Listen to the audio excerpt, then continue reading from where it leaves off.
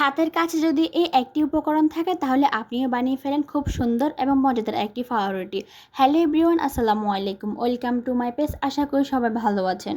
আজকে আমি আমার ভিডিওতে দেখাবো খুব সুন্দর এবং নরম তুলতুলে একটি পাউরুটির রেসিপি। প্রথমে আমি 2 কাপ ময়দা নিয়ে নিলাম। আপনারা ময়দার পরিবর্তে চাইলে আটাও ব্যবহার করতে পারেন। তারপর দিয়ে দিলাম স্বাদ মতো চিনি, ইস্ট, লবণ।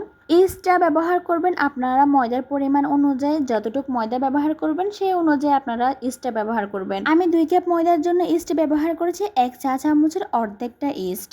সব উপকরণকে একসাথে মিশিয়ে তারপর একটু করে নর্মাল পানি ব্যবহার করে সুন্দর একটা ডো তৈরি করব। তারপর হাতের মধ্যে একটু তেল নিয়ে ভালোভাবে ডোটা মেখে নিব এবং হাতের মধ্যে লেগে থাকা ডোগুলো এভাবে সরে যাবে।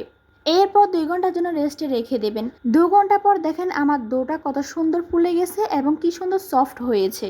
এখন এই ডোটাকে ভালোভাবে মথে বাতাসটা বের করে নেবেন। এরপর একটা বাটির মধ্যে হালকা একটু তেল দিয়ে পুরো বাটির গায়ে লাগিয়ে নেবেন। তারপর ডোটাকে ভালোভাবে গোল শেপ করে বাটির মধ্যে বসিয়ে দিবেন।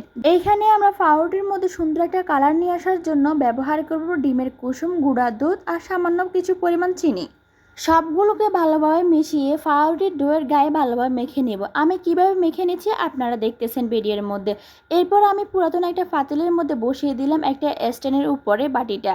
আর আগুনটাও কেমন থাকবে তা আপনাদেরকে ভিডিওর মধ্যে দেখিয়ে দিলাম। চুলায় বসানোর 20 মিনিট পর নিয়ে আসলাম। দেখেন কত সুন্দর একটা পাউরুটি হয়েছে। এটাকে আপনারা পাউরুটিও বলতে পারেন কিংবা বোনও বলতে পারেন। আজকে এই পর্যন্ত, দেখা হচ্ছে নেক্সট ভিডিওতে। Thanks for watching.